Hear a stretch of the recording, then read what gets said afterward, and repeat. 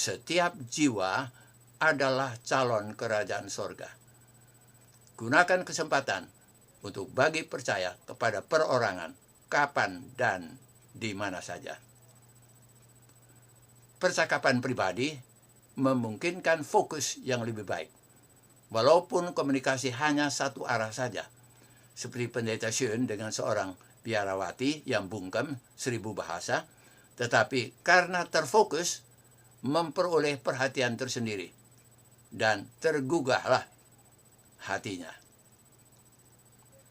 Berikut kita akan bahas tentang Allah beserta kita. Kita baca di dalam Yohanes pasal yang pertama ayat yang ke-14. Firman itu telah menjadi manusia dan diam di antara kita, dan kita telah melihat kemuliaannya, yaitu kemuliaan yang diberikan kepadanya sebagai anak tunggal Bapa, penuh kasih karunia dan kebenaran. Sekitar abad yang ke-18, satu gagasan muncul, revolusi ilmiah yang bertumbuh pesat, yang disebut deisme.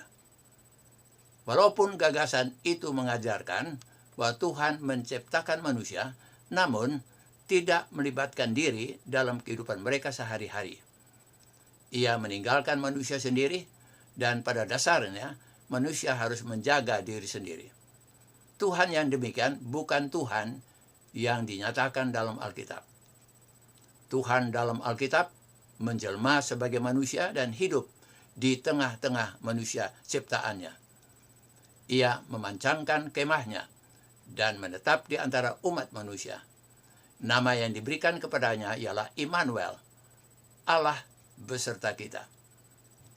Sebagai penebus, ia telah mati menggantikan kita. Sebagai anak Allah, ia telah datang ke dunia ini untuk menunjukkan seperti apa Allah Bapaknya. Saat ini, Yesus sebagai imam besar kita melayani dalam keabadi sorga. Karena ia telah hidup di antara manusia sewaktu di dunia, ia dapat menempatkan dirinya, mengidentifikasi dengan keadaan manusia. Ia adalah sahabat dan pembela kita yang murah hati. Di dalam Injil Yohanes 3 ayat 16, karena begitu besar kasih Allah akan dunia ini, sehingga ia telah mengaruniakan anaknya yang tunggal, supaya setiap orang yang percaya kepadanya tidak binasa, melainkan beroleh hidup yang kekal. Kasih Allah begitu besar akan dunia ini, sehingga ia telah mengaruniakan anaknya yang tunggal dalam wujud manusia, bukan hanya untuk sementara, tetapi untuk selama-lamanya. Bekas-bekas luka pada kaki, tangan, dan sisinya akan selalu mengingatkan umat tebusan akan cinta dan kemurahan hatinya. Berikut kita bahas tentang berbicara dalam perumpamaan. Dalam Injil Matius pasal yang ke-13, ayat yang ke-34 dan 35, semuanya itu disampaikan Yesus kepada orang banyak dalam perumpamaan, dan tanpa perumpamaan suatu pun tidak disampaikannya kepada mereka, supaya genaplah firman yang disampaikan oleh Nabi. Aku mau membuka mulutku, mengatakan perumpamaan. Aku mau menyatakan hal tersembunyi sejak dunia dijadikan. Dalam pengajaran Kristus, melalui perumpamaan, telah nampak prinsip yang sama dalam misinya sendiri kepada dunia. Agar kita kenal kehidupan dan tabiat ilahinya, Kristus menjelma menjadi manusia dan tinggal di antara kita. Keilahian dinyatakan dalam kemanusiaan. Kemuliaan yang tak dapat dilihat dalam bentuk manusia yang dapat dilihat. Manusia dapat belajar dari yang diketahui kepada yang tidak diketahui, from the known to the unknown. Perkara-perkara ilahi dinyatakan melalui hal-hal di dunia yang mereka sangat kenal. perumpamaan Yesus adalah mata rantai dalam rantai kebenaran yang mempersatukan manusia dengan Allah dan dunia dengan sorga. Mengutip Ellen G. White dalam bukunya Christ Object Lessons, halaman 3, kita baca bahwa Yesus mempunyai maksud lain pula untuk mengajar menggunakan perumpamaan. Di antara orang-orang banyak yang berkumpul sekelilingnya, terdapat imam-imam dan guru-guru agama, ahli-ahli Alkitab dan ketua-ketua, pengikut Herodes dan pemerintah, pencinta dunia, dan orang fanatik, orang berambisi. Mereka menginginkan di atas segala sesuatu menemukan suatu tuduhan terhadap dirinya.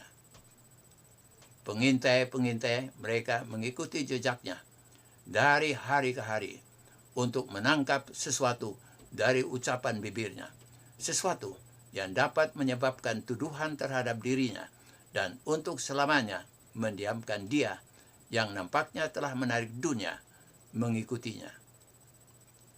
Juru selamat mengenal tabiat orang itu, dan ia menyampaikan kebenaran dengan cara yang sedemikian rupa sehingga mereka tidak dapat menemukan sesuatu yang mereka dapat laporkan kepada Sanhedrin atau mahkamah agama.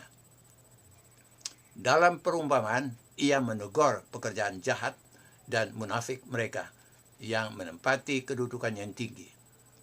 Dengan bahasa kiasan, ia membungkus kebenaran yang menyayat itu, yang sekiranya diucapkan berupa teguran langsung, mereka tidak akan mendengar perkataannya, bahkan dengan segera mengakhiri pelayanannya.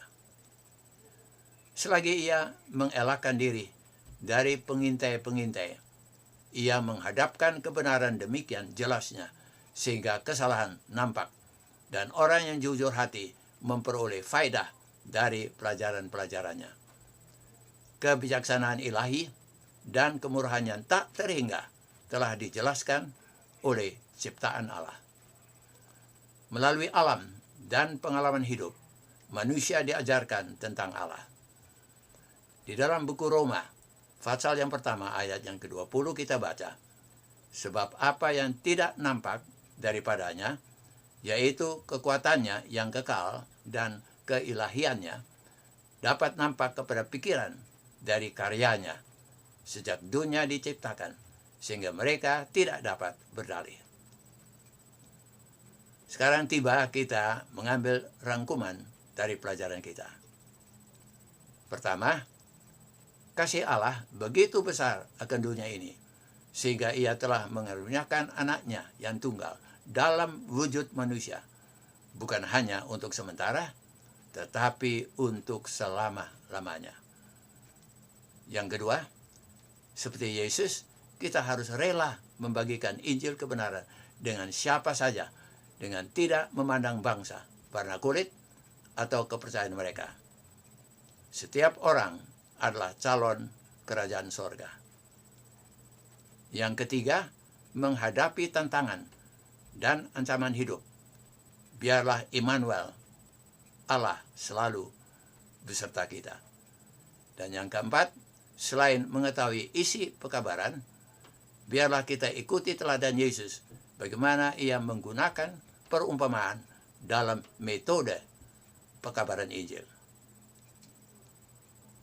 Yang menjadi tantangan bagi kita, Yesus, juru selamat yang penuh belas kasihan, membenci dosa, namun mengasihi orang yang berdosa. Metode pelayanannya kepada orang banyak dan secara pribadi patutlah menjadi contoh pada kita untuk bersaksi.